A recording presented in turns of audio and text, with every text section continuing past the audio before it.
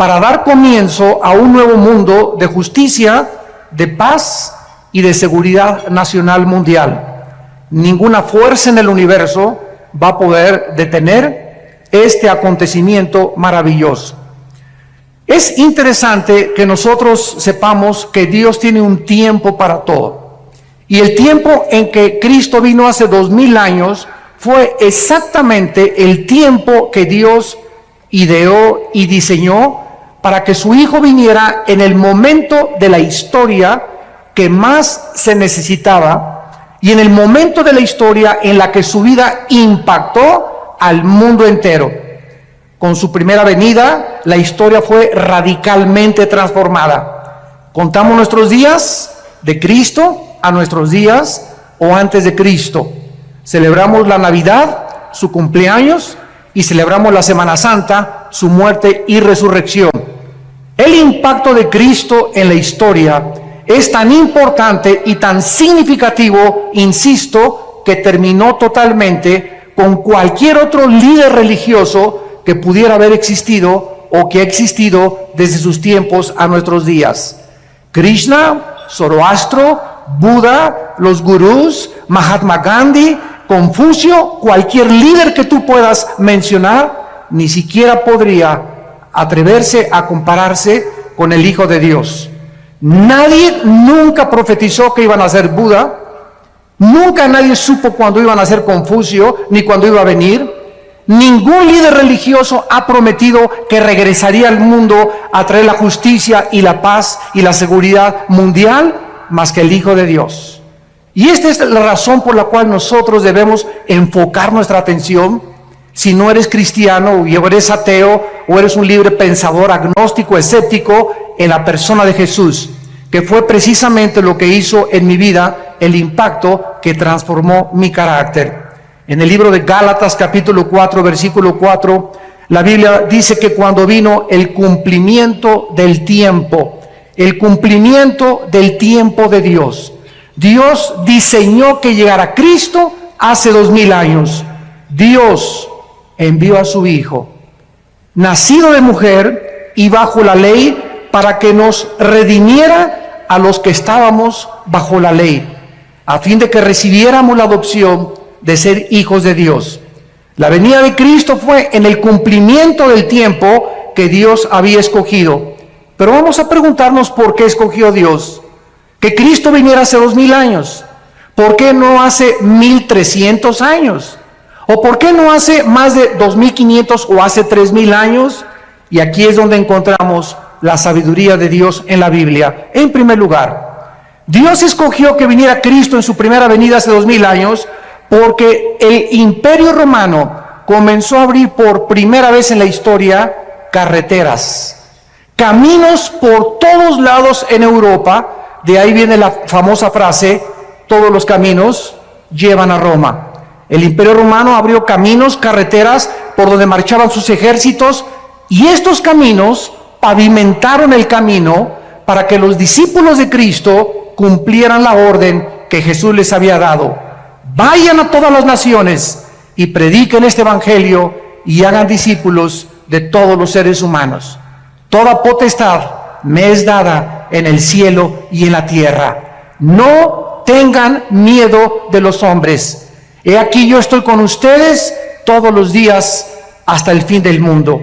Estos nuevos caminos proporcionaron a los discípulos de Cristo la ventaja de viajar por toda Europa, África, el Medio Oriente y poder llevar estas buenas noticias al mundo entero.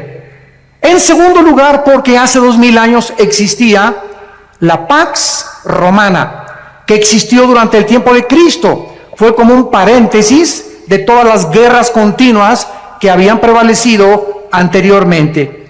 Este factor también les benefició a los discípulos de Cristo para que fueran por todas las naciones sin ningún problema. En tercer lugar, el lenguaje y la cultura helénica. Cuando los ejércitos de Alejandro el Magno marcharon para conquistar el mundo, todos los filósofos griegos influenciaron de tal manera al mundo antiguo que el mundo antiguo adoptó y asimiló el lenguaje del griego, que se llamaba el griego koiné o la cultura helénica. Como consecuencia, cuando Cristo vino, el mundo entero hablaba el griego y dominaba el helenismo. Esta igualdad de lenguaje y filosofía, al igual que los caminos que abrió Roma, pudieron prevalecer para poder llevar el evangelio y que no tuvieran absolutamente ningún problema en poder difundir las noticias de la salvación en Cristo Jesús.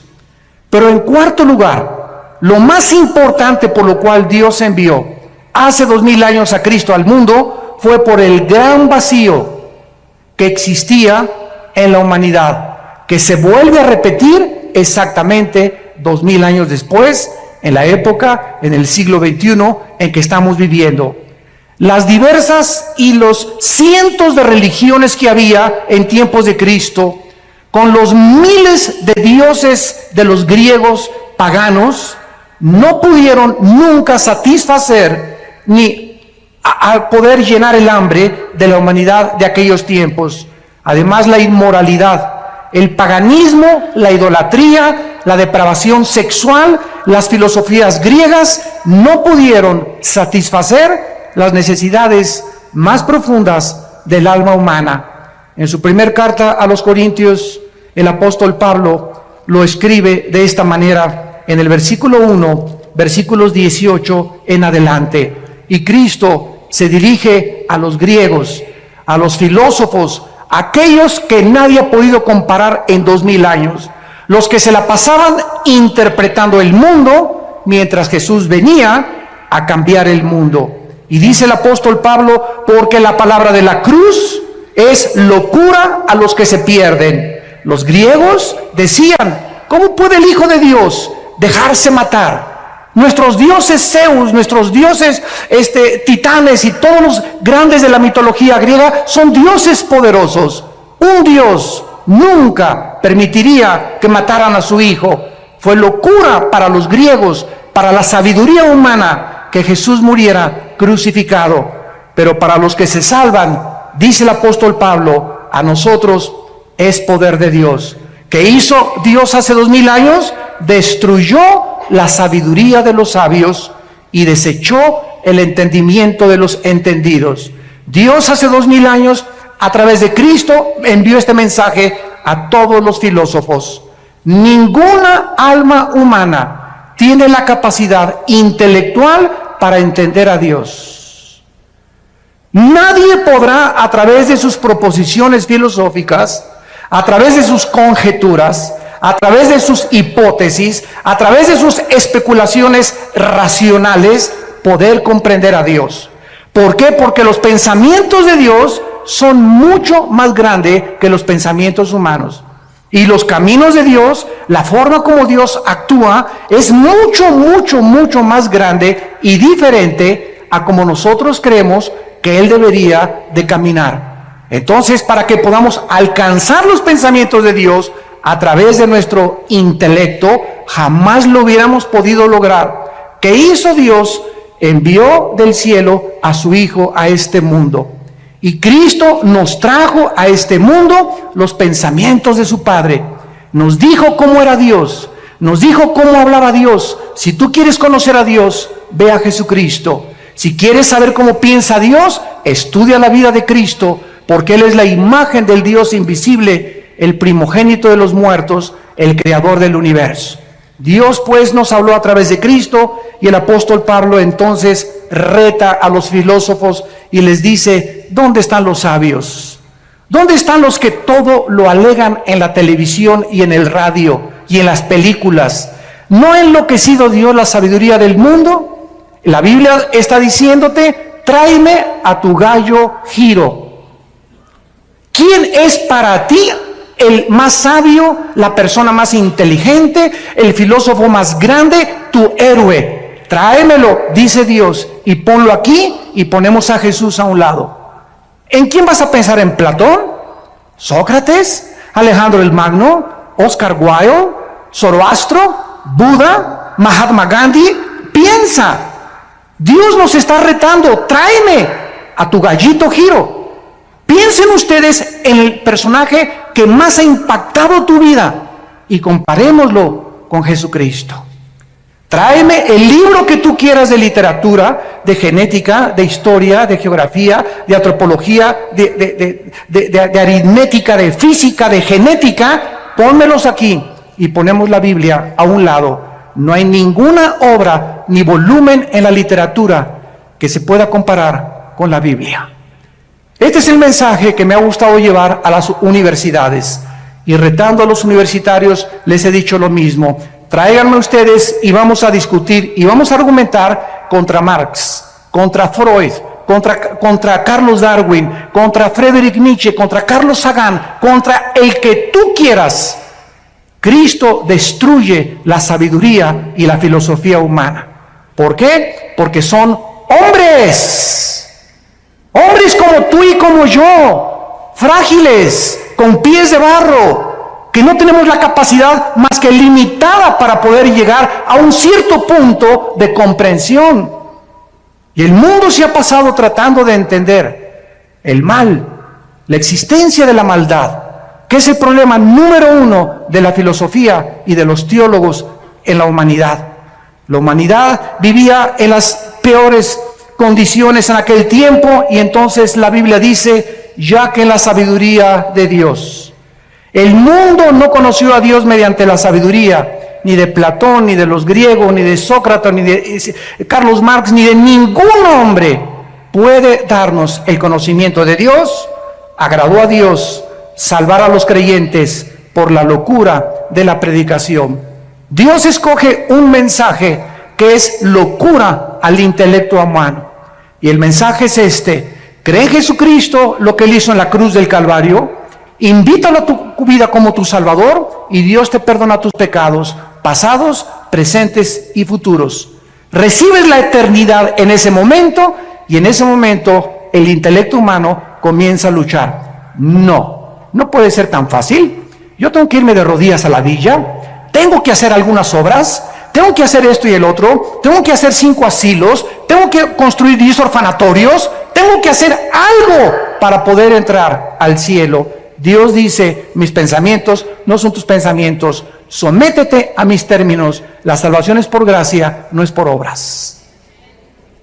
Y este mensaje contradice todas las religiones, porque todas las religiones sin excepción enseñan que debemos hacer algo.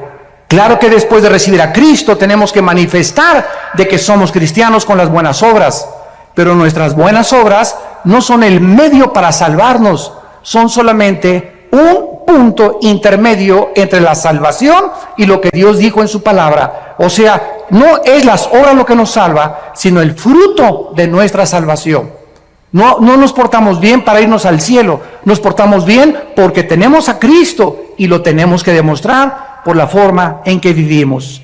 Fue entonces, en este tiempo, que el Dios Todopoderoso, el Creador del universo, envió a su Hijo al mundo, se vistió de carne, de hueso y de sangre, y nos trae este mensaje: de tal manera los ama mi Padre, de tal manera los ama Dios, que me ha enviado a mí al mundo a morir en una cruz por ustedes, para que cualquiera de ustedes que me escuche en este momento no se pierda, mas tenga la vida eterna.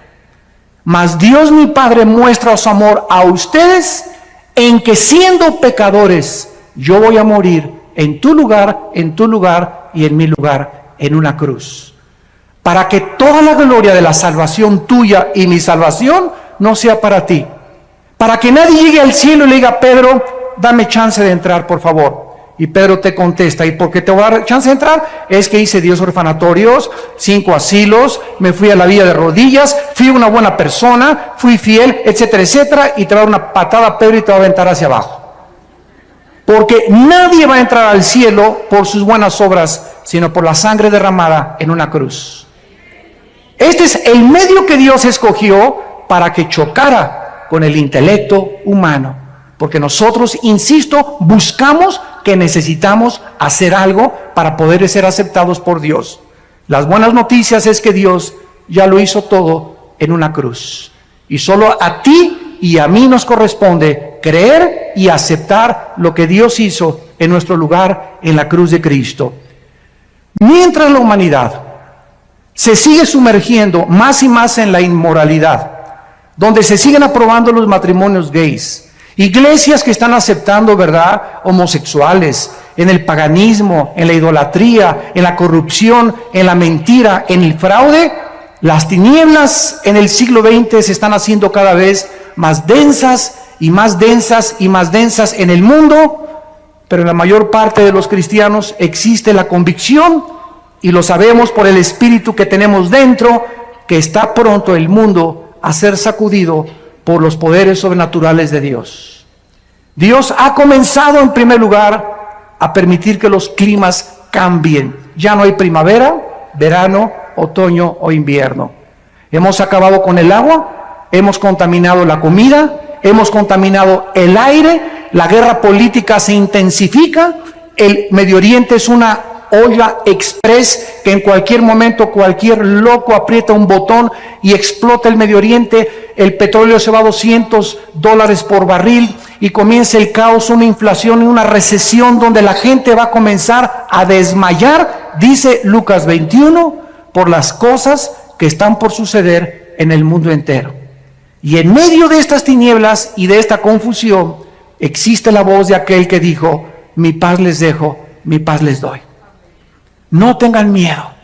Mientras el mundo esté confundido, ustedes saben que yo soy el buen pastor, que di mi vida por ustedes y que nunca, nunca, nunca nada les va a faltar.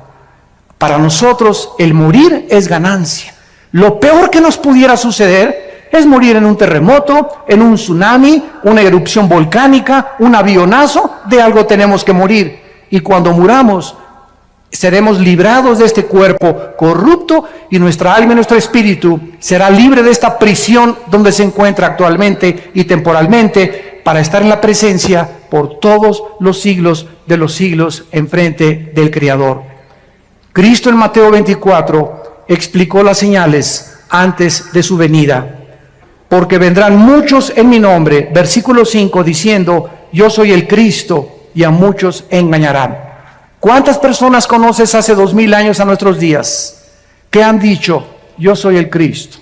Gurús, David Koresh, Jim Jones, un tipo que anda ahorita en Miami diciendo que él es el anticristo y que él es Cristo, etcétera, etcétera. Los gurús de las filosofías orientales que te dicen: concéntrate en Chapultepec en posición de loto, budismo zen, en el tercer ojo que tenemos. El tercer ojo lo tienen, pero atrás no lo tienen adelante.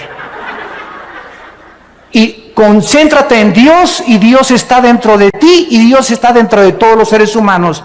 ¿De dónde salió esta filosofía? Esta filosofía salió de los hombres, no de la Biblia. Y mientras todo esto sucede y siguen levantándose hombres y mesías, y el mundo como un niño inmaduro sigue creyendo que un presidente o un gobernante va a sacar al país del problema, o un partido político, siguen los seres humanos poniendo su esperanza en los seres humanos y no en Dios. Y la Biblia dice: maldito el que confía en el hombre y pone por carne su brazo. Bendito aquel que confía en Dios, porque será como árbol plantado junto a corrientes de agua, que da su fruto a su tiempo y su hoja no cae, y todo lo que haga prosperará.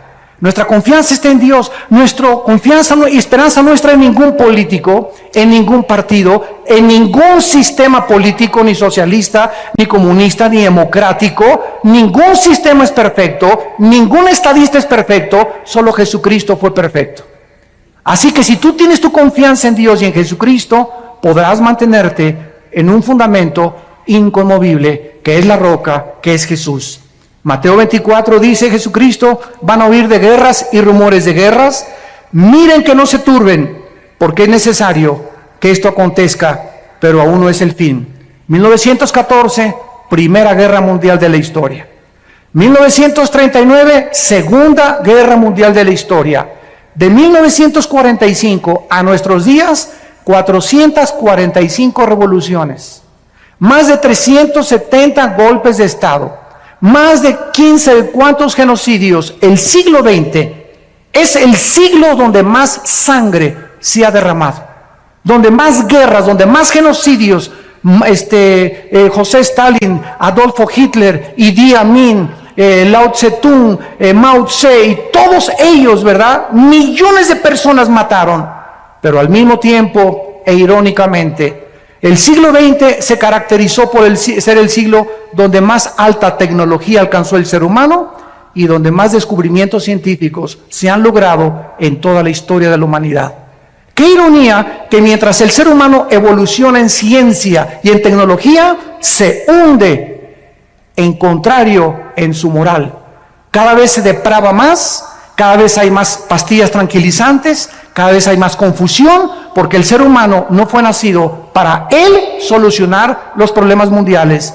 Para eso tenemos a un Dios que dio su vida por nosotros en una cruz. Dice Cristo, iban a haber pestes. Te sonó la campana, ¿verdad? Que la influencia, que el ébola, que esto y el otro, que el SIDA, que el retrovirus del SIDA, va a haber hambres, terremotos y todo será principio de dolores. Damas y caballeros, el mundo está entrando, lo que Jesús dijo hace 2000 años, al principio de los dolores. ¿Estás listo? Esto no es una coincidencia que hayas venido esta mañana a este desayuno. Dios te ama y Él quiere que tú te detengas y que pienses y reflexiones que la vida es mucho más que el sexo, que es mucho más que el alcohol y que las drogas, es mucho más que el dinero y es mucho más que la popularidad y la fama que puedas tener. Todas esas cosas te van a dejar vacío y te van a dejar insaciable, porque de esa agua volverás a tener sed, pero el agua que yo te doy, dice Jesucristo, será una fuente que salte dentro de ti para vida eterna, porque fuimos creados para Dios, y mientras nuestra alma no regrese a Dios, nada en esta vida nos podrá satisfacer, dijo Cristo. Y entonces muchos tropezarán entonces y se van a entregar unos a otros, y unos a otros se aborrecerán. Dios dice que antes de que Él venga, el carácter del ser humano se va a deteriorar. Y ahora hemos visto ya crímenes de niños de 8, de 9, de 10, 12 años de edad. Maestras de escuela acostándose con niños de 12, 13 años de edad, las maestras de 30 años. Madres que ahogan a sus hijos en los ríos y que los sacrifican porque el novio no le gustaron los hijos que tienes. Estamos viendo cosas que jamás en la historia habíamos visto. Ahora los adolescentes no son de 18 a 21 años, son de 12, 13 años de edad, ya manoseándose entre ellos, besándose entre ellos, usando drogas, usando alcohol. ¿Por qué? Porque el carácter del ser humano se está deteriorando y los padres no se han dado cuenta y lo están acabando de aceptar como algo normal. Y no es normal. Nosotros somos un pueblo santo, llamado por Dios. Somos linaje escogido para ir en contra de las diversiones, en contra de las costumbres, en contra de la cultura y la moral del mundo. Dios nos ha llamado a ser diferentes. Y en esta diferencia estriba precisamente si tú eres santo o perteneces solamente a una iglesia porque te bautizaron o porque tus padres te heredaron la religión. Esa es nuestra vida consagrada a Dios, donde podemos nosotros impactar al mundo con nuestra vida. Cada vez los padres se van contra los hijos ahora, los hijos contra los padres, divorcios por todos lados, la gente contra el partido político, entre los partidos políticos unos a otros matándose. Ya no les interesa México, no les interesa Argentina, les interesa su partido, no les interesa el bienestar de la nación, les interesa su imperio, les interesa lo que ellos anhelan, no les interesa tu bien ni mi bien, les interesa sus propios intereses personales. Este es el egoísmo del ser humano, donde ya se perdió la brújula por todos lados. Ya nadie sabe qué cosa es lo que están persiguiendo. Y dice Cristo, muchos profetas se van a levantar y engañar a muchos. Y por haberse multiplicado la maldad, el amor de muchos se enfriará. Pero el que persevere hasta el fin, este será salvado y será predicado este evangelio del reino a todas las naciones. Y entonces vendrá el fin. No fue hasta 1975 que se puso en órbita el primer Sputnik en Rusia, hasta nuestros días, que ahora los medios de comunicación están llevando este mensaje al mundo entero. Ahorita me están viendo aquí más de 1,300 personas en este salón, pero en este momento estamos siendo observados también por más de 60 millones de seres humanos que están oyendo lo que tú estás oyendo. Increíble la tecnología del siglo XXI. La mayoría de la gente sabe que la humanidad se está desintegrando. Los cambios climáticos, los terremotos, la pérdida de ozono en el espacio, la contaminación del aire, el agua, la comida, las guerras del Medio Oriente son señales de que el mundo está a punto de explotar. Hace 2700 años, el profeta Isaías en el capítulo 24, versículo 3 en adelante, escuchen lo que escribió. Lo que voy a leer fue escrito, apúntalo, hace 2700 años. Y este rollo de Isaías que voy a leer se encontró en Qumran. Y estos papiros originales no los inventó Don Brown, ni el Código Da Vinci, ni ángeles ni demonios. No es mitología, esto está en el Museo de Israel. Y ahí puedes ver tú estos papiros del rollo de Isaías exactamente como lo tenemos nosotros en nuestra Biblia. Así que si alguno tiene una duda de la veracidad de los documentos históricos de la Biblia, ahí están los documentos originales que te dan testimonio de que esto es realmente palabra de Dios. Dice Isaías 24, versículo 3, la tierra será vaciada, completamente saqueada. Jehová ha pronunciado esta palabra, se destruyó, cayó la tierra, enfermó, cayó el mundo, enfermaron los altos pueblos de la tierra y la tierra se contaminó bajo sus moradores.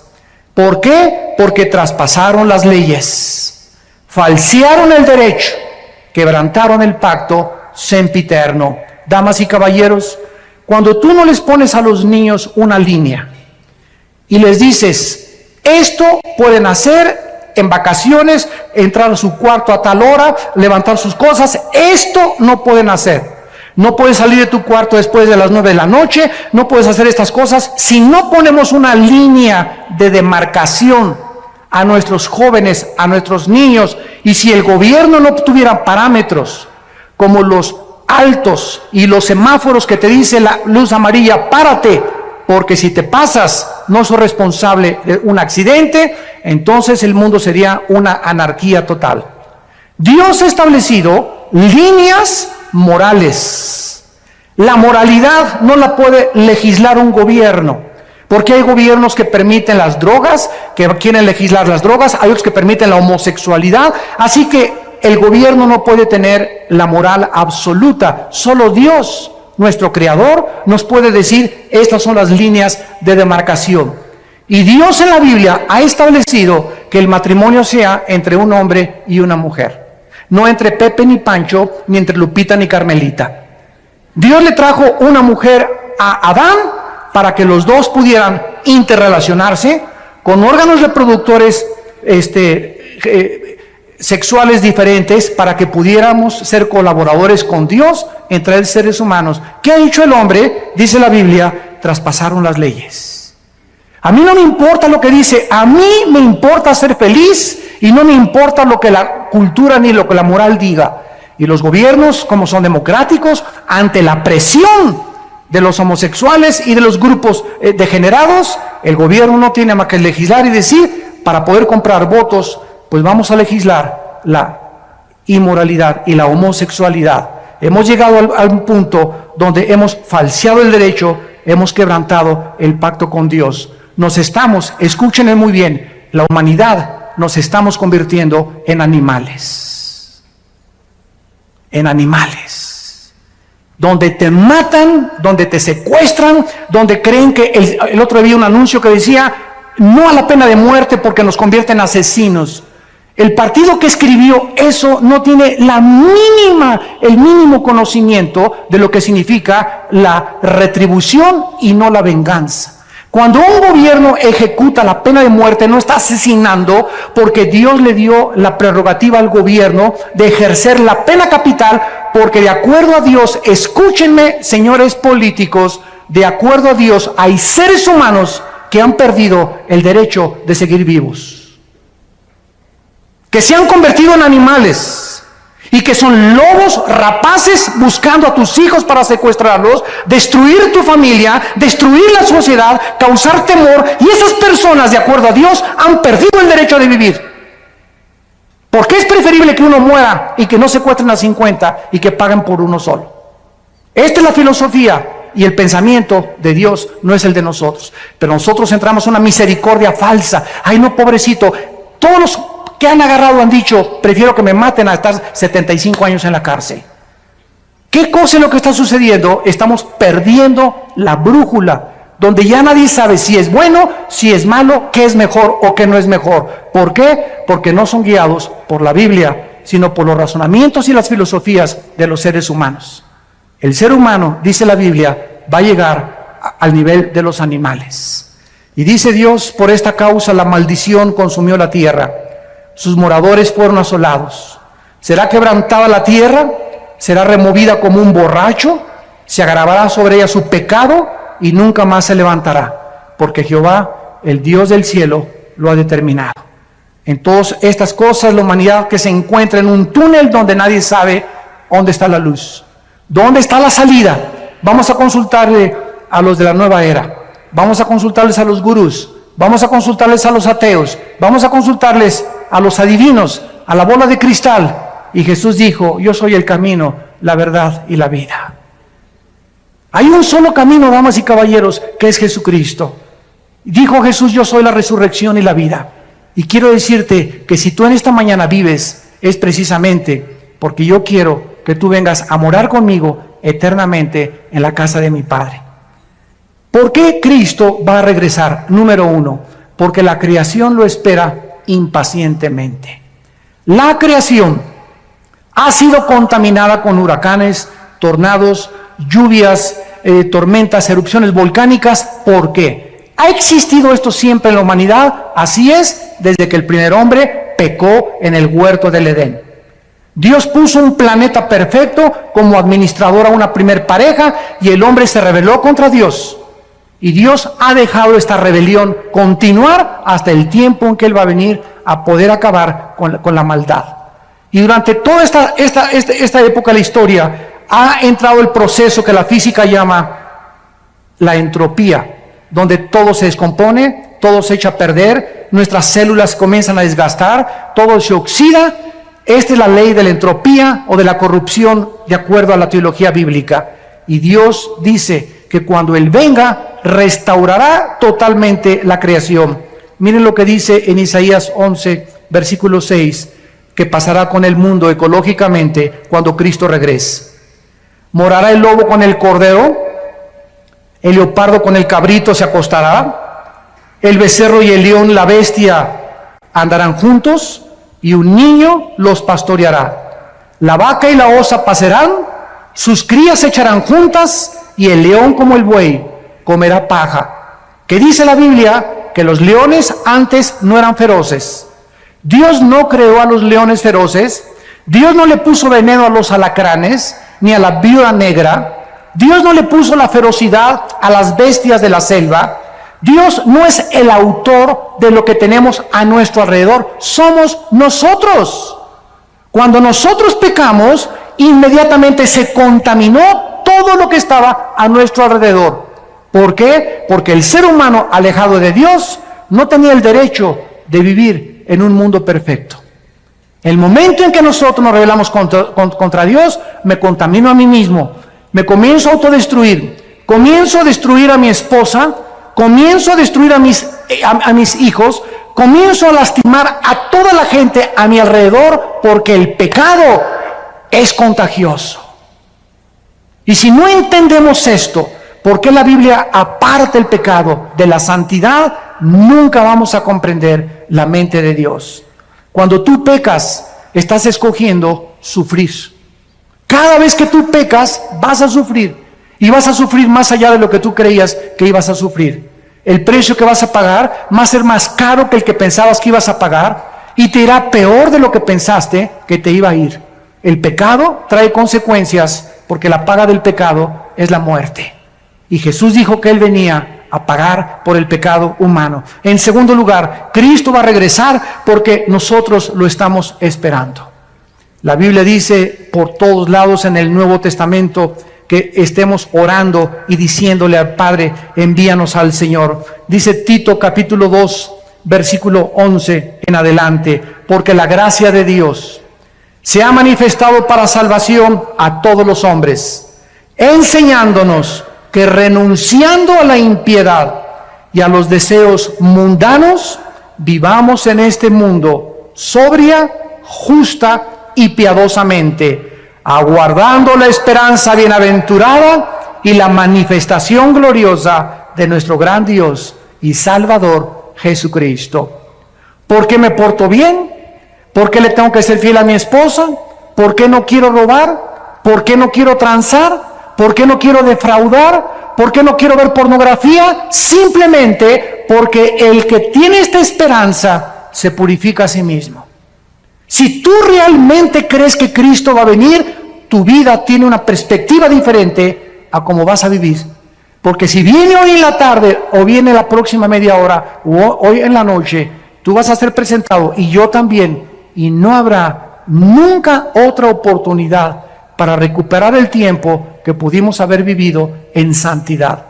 Por eso, amados santos, estar firmes y constantes, sabiendo que la obra en el Señor no es en vano.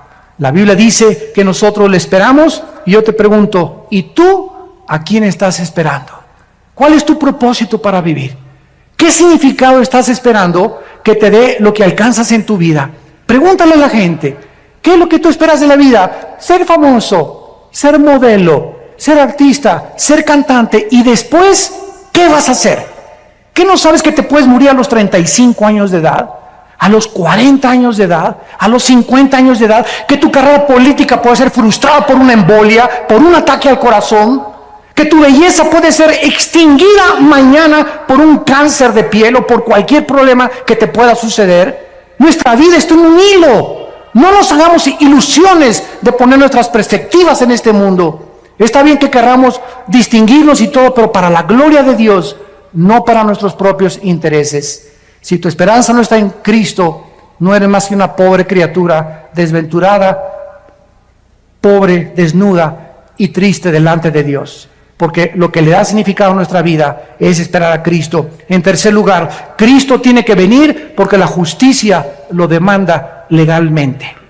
Si Dios es justo y Dios ama la justicia, cuando Él venga, tiene que castigar el pecado. La paga del pecado es la muerte. ¿Cuántas personas conoces tú que se han muerto sin ir a la cárcel? ¿Cuántas personas hay en la cárcel que deben estar afuera? ¿Y cuántas personas hay afuera que deberían estar encerrados, pero por su influencia o por su dinero pueden salvarse del castigo judicial en este mundo? Escúchame, Dios algún día te va a pagar con todo lo que hiciste. No hay ninguno de nosotros que se le pueda escapar a Dios en el día del juicio, por cuanto Dios ha establecido un día en el cual juzgará al mundo con justicia, dando testimonio a los hombres con haber levantado a su Hijo de entre los muertos. En cuarto lugar, Cristo va a regresar para cumplir las profecías que Él dijo acerca de su venida. En el capítulo 14 de Juan, antes de morir, el día antes, Jesús les dijo a sus discípulos: no se turbe vuestro corazón, creen en Dios, creen también en mí. No permitas en estos meses y años que estamos viviendo que nada de las noticias, que el petróleo cayó, que el dólar cayó, que no hay trabajo, no permitan, dice Dios, que nada les robe su paz. Lo que nos hace ser vencedores ante las circunstancias adversas del mundo es la paz de Dios. Si tú no tienes en esta mañana, ustedes que nos ven por la televisión, si tú no tienes paz en tu vida, no puedes alcanzar ni lograr nada. Y déjame decirte algo, no tienes paz porque el pecado trae culpa, vergüenza, intranquilidad, irritabilidad, rencor y amargura. Cada vez que pecas, pierdes la paz, pierdes la tranquilidad, no te aguanta ni tu perro. Pero cuando tenemos paz, somos gobernados por algo que sobrepasa el entendimiento, y que aunque podamos alrededor estar en medio de un huracán y de un tornado, sabemos que nuestras vidas están totalmente en las manos de aquel que dio su vida por nosotros en una cruz. Cristo dijo: en la casa de mi Padre muchas moradas hay. Si así no fuera, yo os lo hubiera dicho. Voy a preparar lugar para ustedes, para que si yo me fuere, vendré otra vez y los tomaré a mí mismo, para que donde yo estoy, ustedes también estén. Y ustedes saben a dónde voy y sabéis el camino. Tomás le dijo: no sabemos dónde vas. ¿Cómo podemos saber el camino? Jesús le dijo: yo soy el camino. Yo soy la verdad y yo soy la vida. Nadie viene al Padre si no es por mí. Cuando yo leí esto hace 33 años, fue lo que hizo que mi vida fuera consagrada a Dios. Cuando yo leí esto, ya había estudiado yo las religiones, Buda, había pertenecido al Partido Comunista, quería ser gurú, me quería el Himalaya, me quería rapar como los Hare Krishna, quería experimentar con las drogas, con la marihuana, con el LSD, etcétera, etcétera. Y cuando yo me enfrento con estas palabras de este hombre, caí en ese momento. Eran las 1:30 de la madrugada en mi casa, bañado en lágrimas. Por fin descubría a alguien que me decía: no puede que, quizá, chance y, a lo mejor me encontraba con alguien que me decía: yo soy el camino. No hay ningún otro camino, Armando, me decía Jesús, más que yo.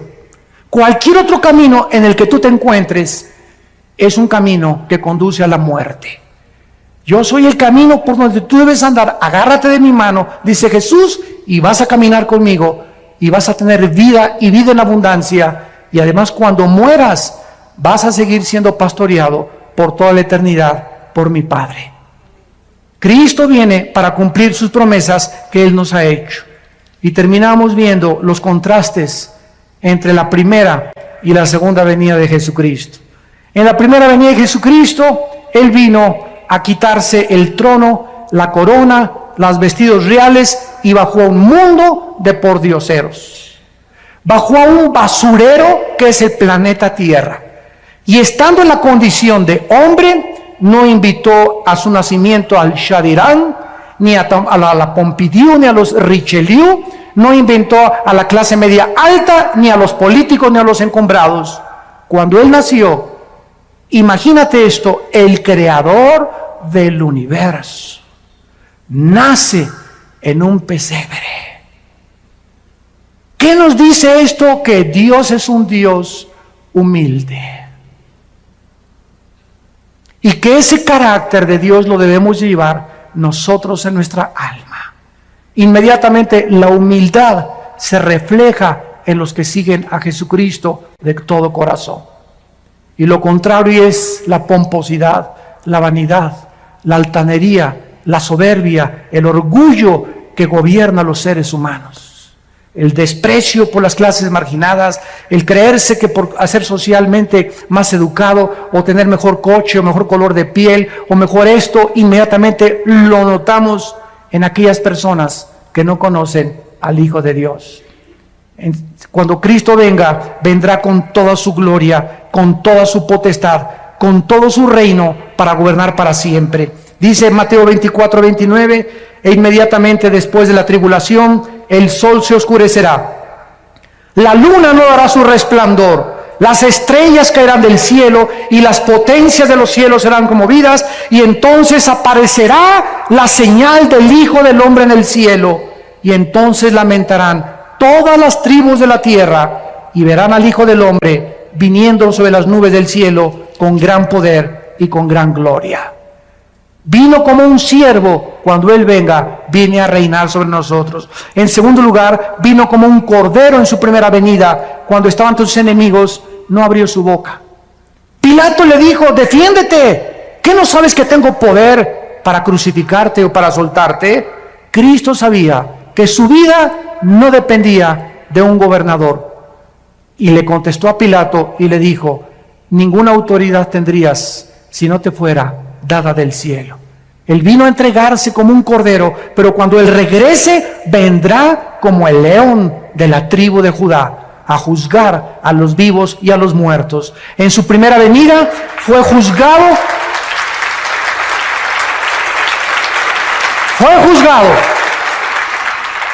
En su primera venida con el juicio más injusto dentro de la misma jurisprudencia y de las leyes del derecho romano y del derecho griego y de todos los que han estudiado. Es el juicio más injusto que un hombre ha padecido, el haber sido juzgado como lo fue Jesucristo.